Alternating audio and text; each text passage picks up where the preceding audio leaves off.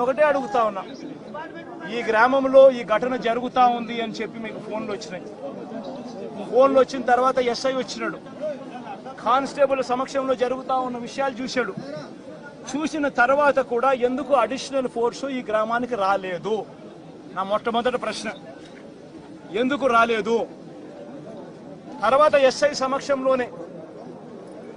సమక్షంలోనే ఏకంగా మారణకాండ చేస్తూ మనుషులను చంపేసే స్థాయిలోకి చంపేసిన తర్వాత కత్తులతో ఇలా నరికి ఇంకా పలువురిని గాయపరిచిన తర్వాత కూడా ఎందుకు వాళ్ళందరూ కూడా ఈ కార్యక్రమం చేసి మళ్ళీ గ్రామం వెళ్ళిపోయేదాకా వాళ్ళని ఎవరు ఎందుకు పట్టుకునే కార్యక్రమం చేసేదానికోసం కూడా ఎందుకు పోలీసులు రాలేదు?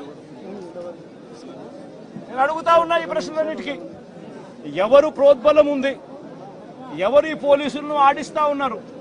ఏకంగా ఎస్పీ, ఏకంగా సిఐ, ఏకంగా డిఎస్పీలు ఏ ఒక్కరూ కూడా అడిషనల్ ఫోర్సును పంపించుకోకుండా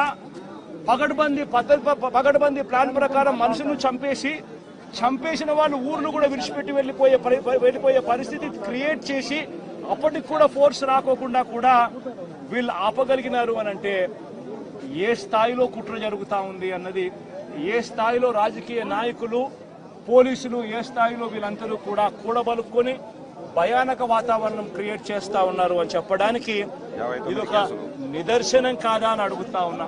నిజంగా లా అండ్ ఆర్డర్ ఉందా అని అడుగుతా ఉన్నా. ఈ రాష్ట్రంలో ఈ ఒక్క ఘటనే కాదు, ఈ రాష్ట్రంలో జరుగుతా ఉన్న ప్రతి ఘటన ఇదే మాదిరిగా ఉంది. మన వినుకొండకు నేను వెళ్ళా, నడి రోడ్డు మీద రఫీ అనే పిల్లోడిని నడి రోడ్డు మీద నరికారు. రఫీ అనే పిల్లోని నరికారు. ఇలాంటి ఘటనలన్నీ కూడా రాష్ట్రంలో చాలా జరిగాయి. దాదాపుగా 30